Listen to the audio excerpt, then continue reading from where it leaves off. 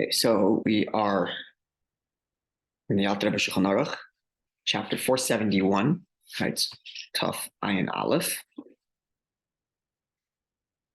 discussing the laws derived from our Gemara, that is, the prohibition of eating before the Seder, so that one has an appetite.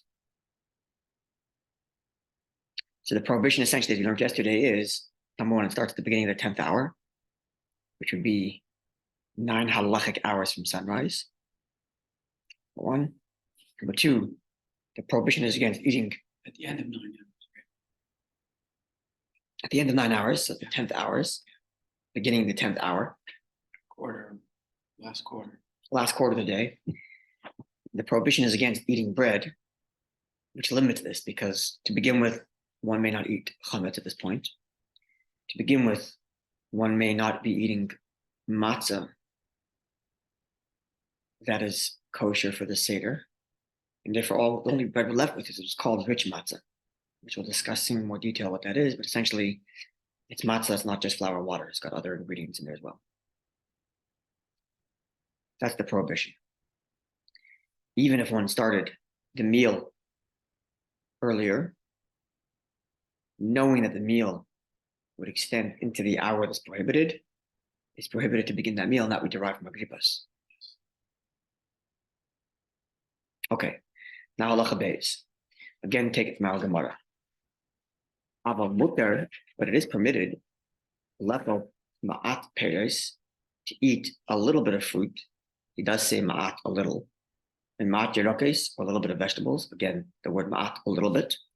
Because as mentioned yesterday, we have to understand the spirit of the law, the intention of the law. And the intention of the law is to give you an appetite. And just because the Gemara tells us about some sages who would eat, it doesn't mean you cannot stuff your face with all that stuff. Because the point is to open up your appetite. So, small amount, like he says in footnote 8, psachim adlok, which recounts how various sages partake of the different types of food the author mentions after the beginning of the 10th hour on the day before Pesach. Yeah. Gemara mentions they would eat a little bit of meat or a little bit of vegetables. Now, bein chayim, bein mavushalim, whether these vegetables or fruits have been cooked or they are raw. Additionally, even taking a cooked food made that the ingredients of which include one of the five grains. So it's a sort of pie, right?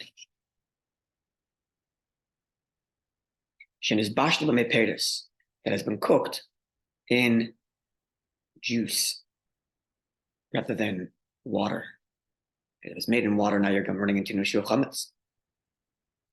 But if this flour has no water in it at all, and it's just made of juice, then those who permit the use or eating of food that is made of flour and juice, they would be allowed to eat those dishes before Pesach.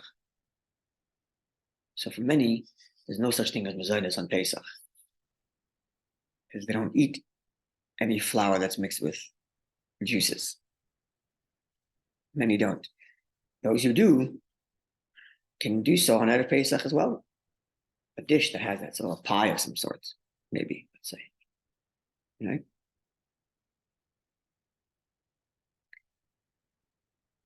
It's pretty much how you just described it. Say it again? Egg matzah is pretty much how you defined it. No, not egg matzah here. It's a grain. Here we're not talking about egg matzah. Egg matzah would be the rich matzah that's not allowed to be eaten now. Here he's talking about a tafshel, means a cooked food. It's cooked in a pot. A part of the ingredients is flour. So long as there's no water in there, and it's only mepedes literally means water or fruit, meaning it's the kind of juices that would not cause the flour to rise, then that food's allowed on Erev Pesach. Ashkenaz custom is not to eat these things. But those who do eat these kinds of food on Pesach, they're going to be allowed to eat this in Erev Pesach too, because it's not bread, it's not a meal, it's a snack. It's not bread. It's not a meal. You want to wash for it. Why don't you wash? Because it's a dish. It's not a bread. It's not a cake. It's not a bread. It's a dish that happens to have flour in its ingredients. It's not a bread. We're going to wash for it. This is the definition of mazonos. You wash for egg matzah? We'll get to that. But before we get to that, he's talking about what the foods that are allowed to be eaten on Pesach as part of snack. Fruit, vegetables. Now he's saying cooked foods that happen to have ingredients of flour in there. So long as there's no water. Because if it's water, it's chametz. Right. But there's no water, and it's not chametz, and it's not bread, so there's no washing. It's a dish that has flour in it. That's why I said it's like a pie. A pie of some sort. Okay.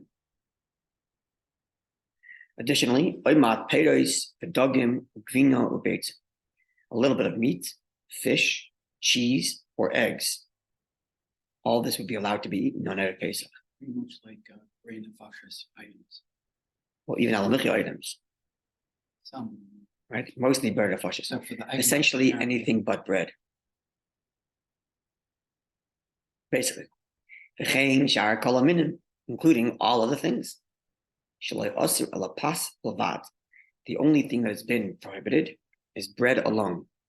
As bread literally satiates the heart, meaning to say it fills up. It fills you up. The verse reads, the verse reads that bread satiates the heart of man. Nonetheless, so even though it was prohibited to eat bread because bread is the official item that fills you up, unless you've only been permitted to eat other food items that aren't bread only in small amounts. Man, he shouldn't fill his stomach with it. Again, the whole point is to make sure you have an appetite for the Seder. Cookies. Or even a whole steak and potato and mashed potatoes and grilled vegetables, make a whole supper. None of which is bread, and you're allowed. For sure. What I'm saying is, for us, Ashkenaz, we don't have mazonos. We don't eat mazonos. Right. Many nights on dinner, you don't have mazonos at all. You have a full meal without one mazonos in there. In today's day, the old day wasn't like that. So today you can fill yourself up on all. You have roasted vegetables and a steak and a baked potato, and you're full dinner.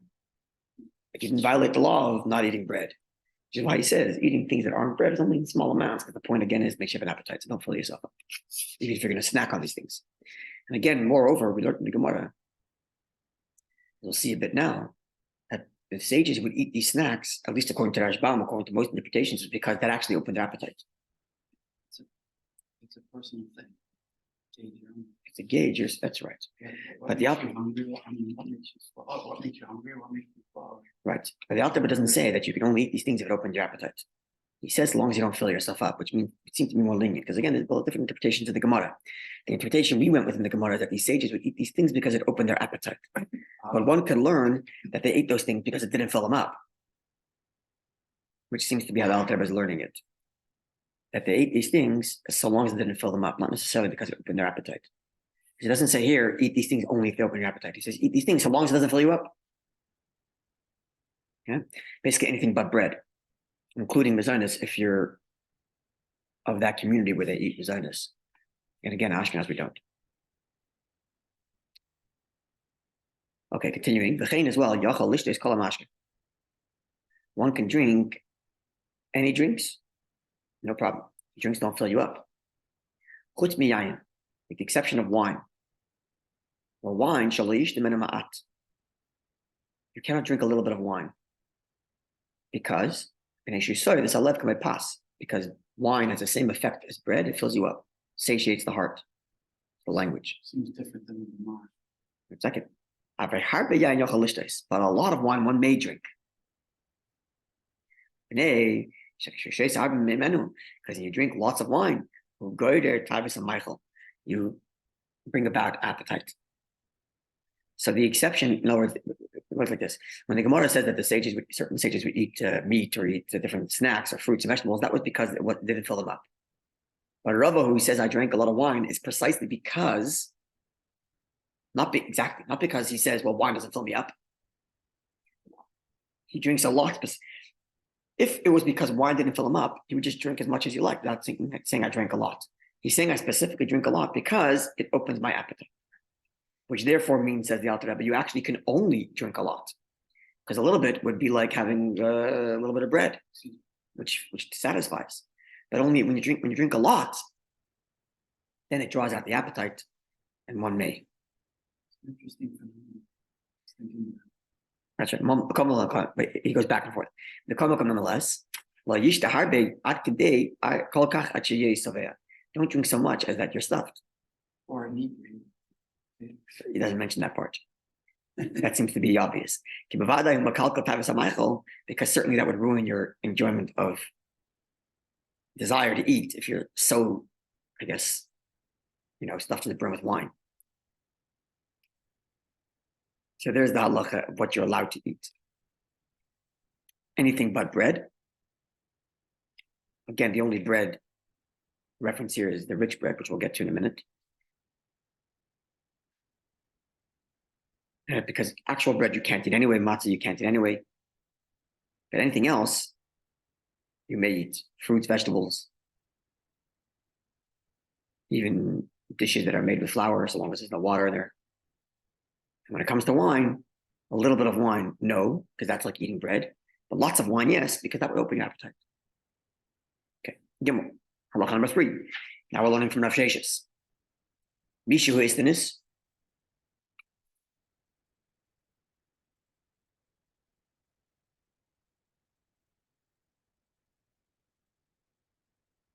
Someone who is of a very particular and delicate constitution. Sha'av, here, listen to this. This is actually a little different than the way we learned the Gemara, which is interesting. Actually, I'd like to see. Okay, it seems like it comes from commentaries in the Gemara. This is interesting. So someone is very particular. Sha'av kishu oicha ma'at b'yoyim mishah sidus, that even if you were to eat a little bit in that last quarter of the day, the 10th hour of Eilech and onward, la yuchal lechal b'layla t'yoven, and as such, you won't be able to have an appetite. Also, he cannot eat even from all those other things. So here he talks about a kind of, it's not Rav Sheshes. I thought it was Rav Sheshes. It's not. See if he goes down and mentions someone. I'm just scrolling down to see if he mentioned something about.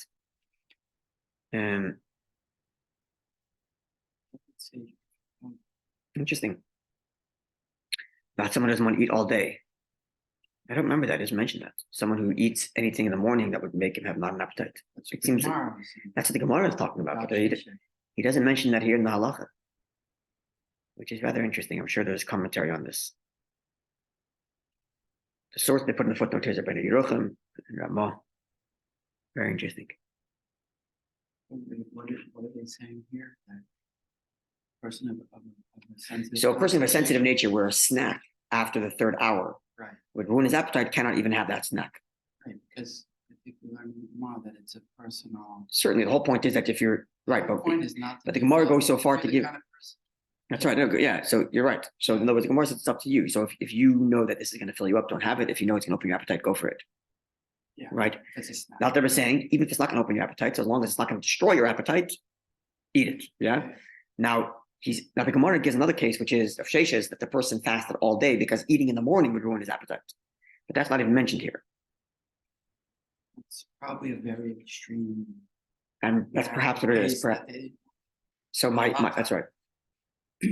Perhaps what he's saying, perhaps this is probably as far as the walk to take it. Right. But the extreme of Rav Sheshes is so rare, and so maybe it doesn't even exist anymore. Where a guy fasts all day and that gives him an appetite. If anything, it ruins his ability to eat normally. For most people. See the sage that when he ate, you could see the food. I don't know.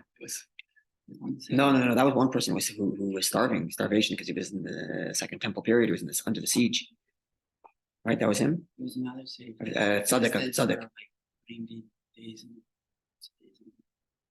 I'm not familiar. Oh, there's a few cases the Gemara says people became black. Oh no, they fasted out of repentance, but it doesn't say that they built an appetite as a result, or that they felt good about themselves at the end of the day and said, "Oh, now I'm ready to have a good meal." No. But that's what it seems like from Rav Sheshes. But the halacha doesn't even mention that. At least Alter Rebbe doesn't. But what it does say is that if snacking at the end of the day is going to ruin your appetite, don't snack. Which seems to be a derivation of Rav Sheshes, but not in the full extreme. Again, we have to look up the sources here in order to get a full picture. Okay. Maybe we have to bring back the other reason for Sheshes. What is the? No, we couldn't do that because the Gemara specifically outrules it. We outruled that already, right? Number one. Number two, there's no mention here of stopping to eat any time earlier than the third hour, than the last quarter of the day. Okay. So, Dalit. Koidim Shah Sidrs, before that 10th hour, so before the last quarter of the day. Mut the Lechel Pas, it is permitted to eat bread. Al Derech and his boy B'Simonish Mamtes, following the rules that have been laid out in chapter 249. Chapter 249, look at footnote 15. In section 249, Alter Rebbe discusses eating on Friday afternoon, Back to Shabbos. which we learned a few of those. 15, footnote 15. The Gemara compares eating on Friday afternoon to Shabbos, right? So that's why it's coming up here. In 249, the Alter Rebbe discusses eating on Friday afternoon. In subsection 9, the Alter Rebbe states, according to the letter of the law, throughout the day, even close to nightfall, it is permitted to partake of a meal which one would ordinarily eat on a weekday, i.e., small meal that is not celebratory feast. So that the rules that apply on Erev Shabbos all the way till nightfall apply on Erev Pesach all the way till the 10th hour. As long as it doesn't extend into. As long as you don't, when you sit down, it's not going to extend. It's not extending to the 10th hour. He said before, if you sit down knowing it's going to extend, you can't do that. Right. No. Oh, knowing? Yeah. Look at subsection 1. No one? No, subsection 1, halacha 1. A person is even the end, the last few lines. A person is even forbidden to begin eating before the 10th hour if he knows that his meal will continue into the 10th hour. That's right. Is there a standard of you should have known? Like, if it's reasonable to assume that it would have by reasonable standard. So it seems like it's going to come up later. Okay, so again, halacha 4. I mean, if you did 1 minute before the 10th hour. Exactly. You didn't know. Yeah. So kodim shah shir. So again, let's go back here. I think 30 minutes is the standard. Maybe. Sorry. Sure. No. It's set up for tonight. So kodim shah shir. Again, halacha 4. Before the 10th hour, mutal lechel pas, it's permitted to eat bread. Following the same guidelines that are laid out in chapter 249, where there discusses eating Erev Shabbos. But over there it talks about all the way to nightfall, whereas here we would apply those same standards to the 10th hour. Right? This is as per our Gemara. Our Gemara compares it. Okay. What is the bread you're allowed to eat at this time? What's the bread you're allowed to eat before the 10th hour? Right? We're telling you a new prohibition. You're not allowed to eat bread after the 10th hour. Which means till the 10th hour, you're allowed to eat bread. Okay, which bread are you allowed to? Chametz, you're not allowed to eat from the 5th hour onward. And matzah, you may not eat all day, mamad shachar, from sunrise, ve'elech and onward. Our sages said, anyone who eats matzah on Erev Pesach, it's as if he engages in intimacy with his engaged, betrothed fiance while she's still living in her father's house, his father-in-law, before he brought her into the chuppah, to make the Shev Brachas. Makas Mardis, and therefore he's liable to a lower degree of lashes. In other words, you haven't consummated the marriage yet. You're consummating it before you've completed the marriage. Right? So that's like eating matzah before you're supposed to. You're supposed to make it holy, with the bracha, with the chuppah, you have Sheva Brachas, then you're with her. So here too, you're supposed to come to the Seder with matzah after you read the Haggadah, after you said the brachas, after you thanked Hashem, and here now you're chapping the matzah before. It's inappropriate. Okay, so you can't be eating matzah anyway from sunrise, and you can't be eating chametz anyway from the 5th hour. So which bread are you allowed to eat between the 5th and the 10th hour? Right? So explains Alter Rebbe, one may only eat rich matzah, which is discussed in more detail in chapter 462. But the brief outline is as follows. The highness is to say, that the bread, that the matzah has, in addition to water, also juice. If it's just juice, it's not chametz at all. Neither is it matzah. It's a mezainis, it's a cookie. If it's just juice. It's just juice. So, in other words, let me put it this way. Matzah is only the kind of bread that's capable of rising and is held down from rising. Because it's cooked faster. Right? Flour and water is capable of rising. That makes matzah.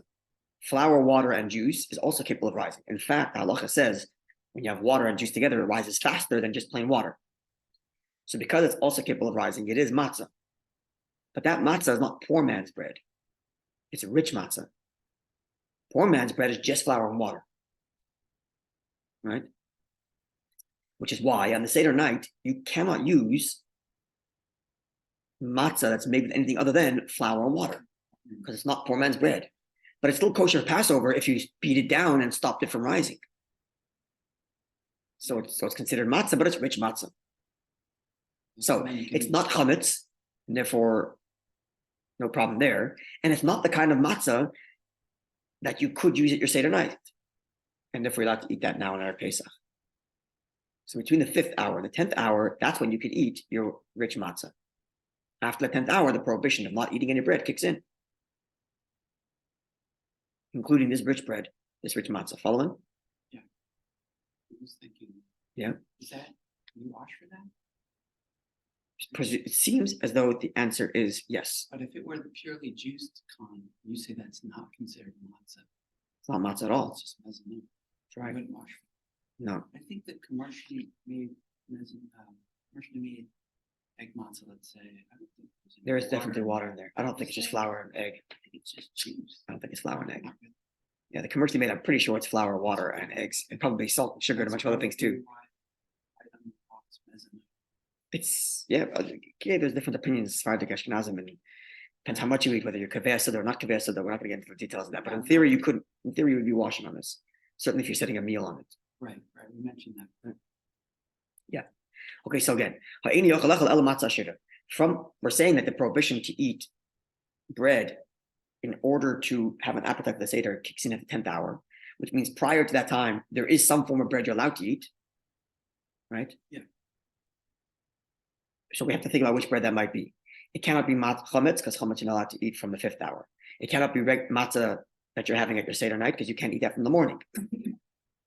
Right? So between the 5th hour and the 10th hour, until such time that you're told don't eat bread because you need to have an appetite, you're allowed to eat the rich matzah. The hainu, which this is, it's a matzah which is not just purely flour and water, it also has some sort of juice in it. Why from the 5th hour? Because from before the 5th hour, you're allowed to eat plain old chametz. Oh, so you could eat this before the 5th You can eat that before, yes, but the only bread you can eat between these times is this one. Yeah. You could eat it earlier also, yes. Yeah. Why? So why is that? Because the prohibition of the sages not to eat on Erev Pesach, the prohibition against eating matzah on Erev Pesach is it's only the kind of matzah that you can fulfill your obligation at nighttime. Because again, what was the point? It was like a person consummating his relationship before he married. So it's only the kind of thing that you're supposed to be waiting for that you shouldn't be eating. I'm not waiting for rich matzah because I'm not going to fulfill my obligation with that anyway. A rich matzah, one may not fulfill their obligation at the Seder night. Commotion is Bar B'Sim and Tov Samach Beis, as explained in chapter 462. Ein called Pratidin Ezeh, see chapter 462 for more details on the laws of rich matzah. I'm going to add something else here, which is like this.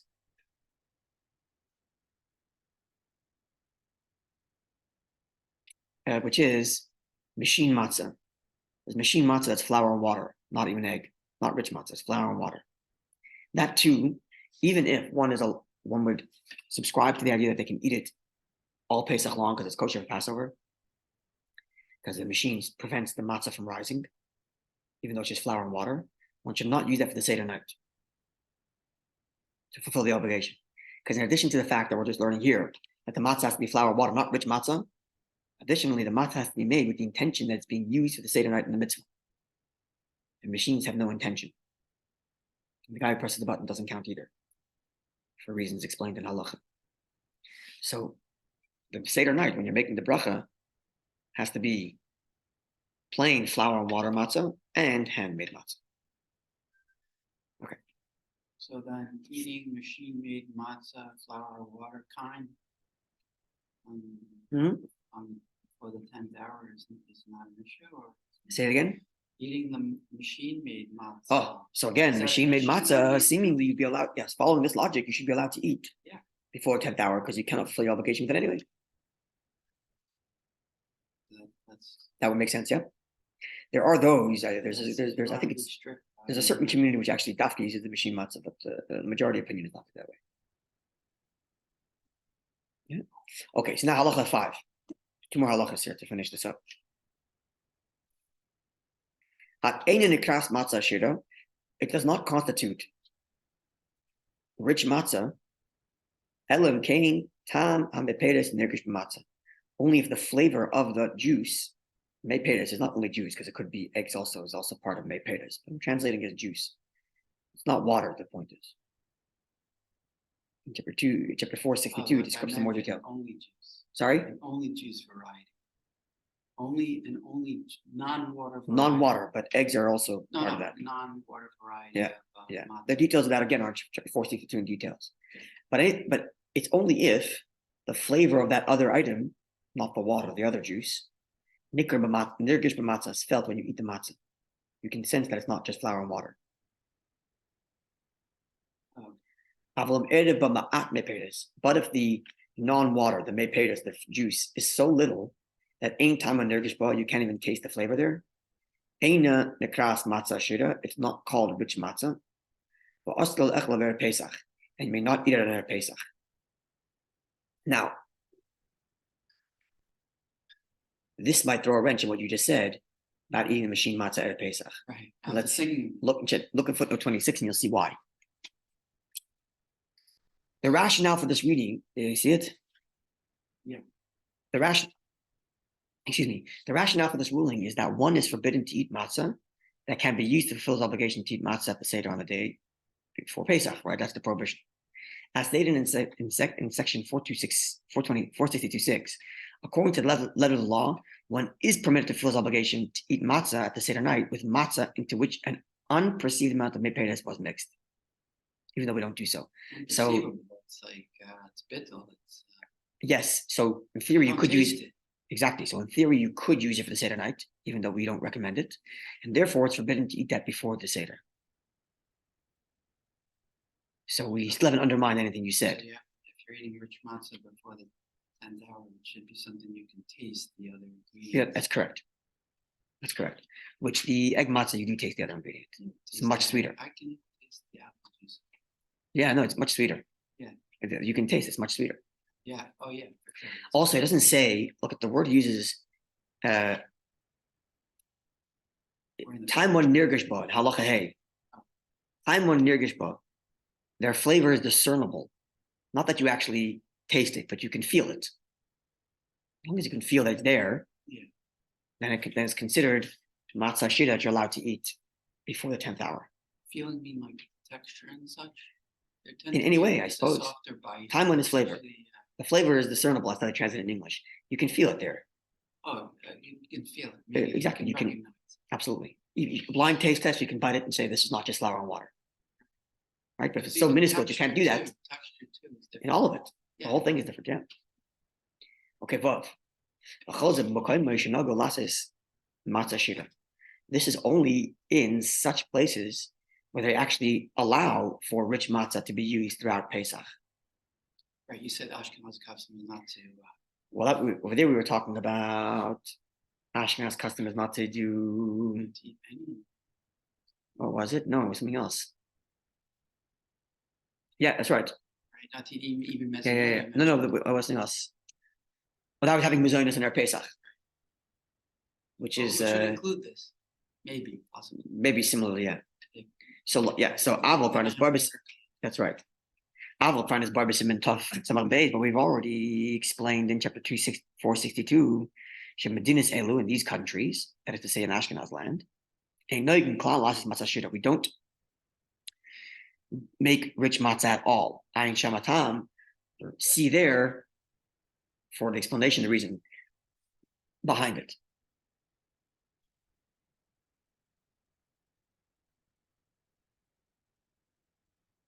Okay, so now look at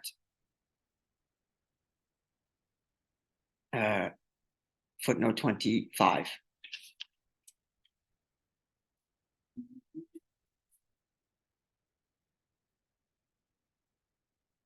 In this subsection, in chapter 462, and in this subsection, and in subsection 6 below, we're reading 6, I think it means 5 and 6. The Alter Rebbe is explaining the fundamentals of the law. See, however, section 462.3, which is what he just cited to. He said to look up 462, which states that when mei peres and water, mei peres means the non-water liquid, the juice. Mei peres and water are mixed together in dough. The dough becomes chametz much faster than ordinary dough. Mentioned this. That's right. Accordingly, it is customary amongst Ashkenazim not to eat matzah kneaded with mei peres on Pesach or on the day before Pesach. The rationale for this practice is that even when one thinks that his dough was made with only mei peres, there is a reason to worry that a small amount of water mixed in with the dough, as stated in section 462.7, and therefore we're worried about it becoming chametz quicker. That's right. So there's a big discussion within Chabad about different practices and customs. In an issue related to this, which is, so in Chabad, we don't eat matzah shiruya. Means we don't take matzah and soak it with water, or soak matzah with anything. And what's the fear? Once you bake flour and water and it becomes baked, it no longer rises again. So by the strict letter of the law, there's nothing wrong with making the matzah wet because it's already baked, right? It's not going to rise.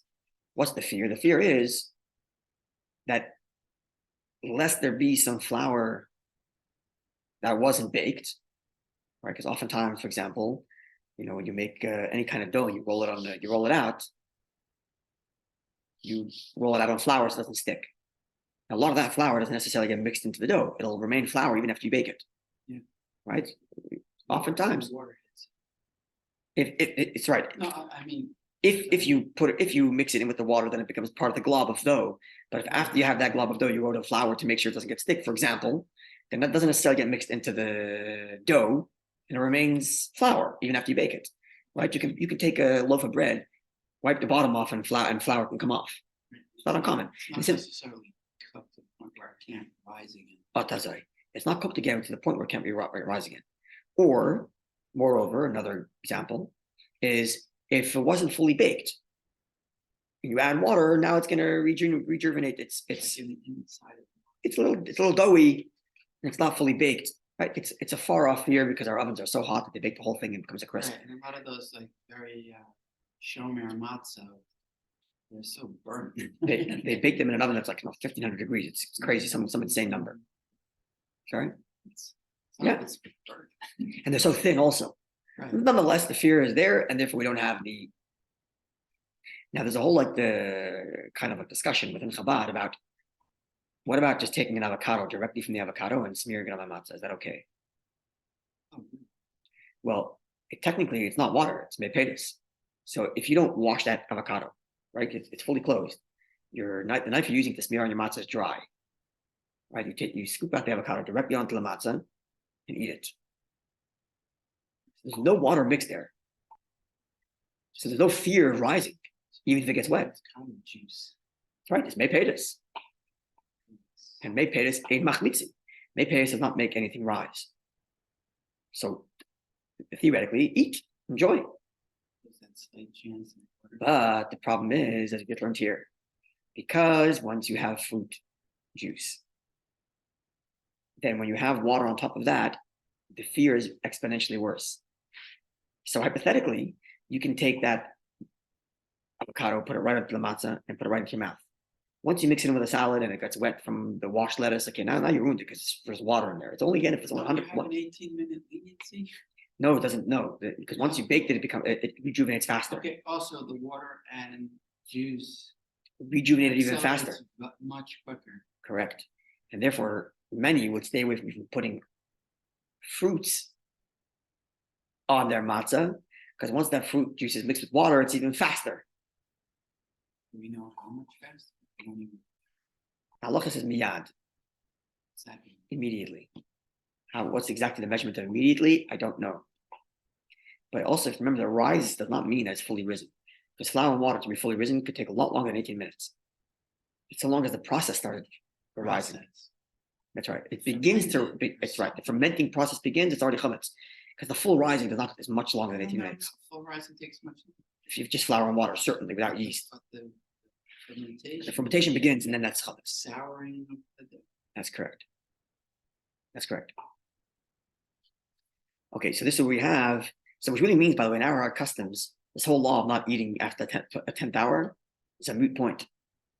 Because there's no bread we eat anyway. There's no matzah share. The only relevant, so this is again making to the point I was saying yesterday, that even if the technical law doesn't apply, you still have to know this because of the spirit of the law. Yeah. Right? We can't cancel these halachas and say, well, okay, it doesn't apply, so don't. No, you have to know these things, but you have to understand and appreciate to make sure you have an appetite for the Seder. Right, which is the focal point. Which is the focal point here, not the details of which, so it doesn't apply to us because we're anyways not eating bread. And therefore what? We have a whole dinner now without.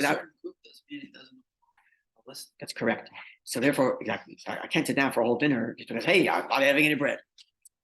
Okay, so anyway, more details coming tomorrow about different types of matzah and how they're baked, whether it's considered something that you're allowed to eat at the Seder night and therefore forbidden to eat after the 10th hour. Forbidden to eat before the 10th hour, or it's not, and therefore it's permitted to eat after before the 10th hour. And then we'll get into other customs of what we don't eat on Pesach, on Erev Pesach. We don't have different things that are on the Seder plate. That we'll get into that as well. Thank you. Have a wonderful day. And you know, good news all around from everyone, especially coming from Eretz Yisrael. Amen. It's happy and good news. Amen.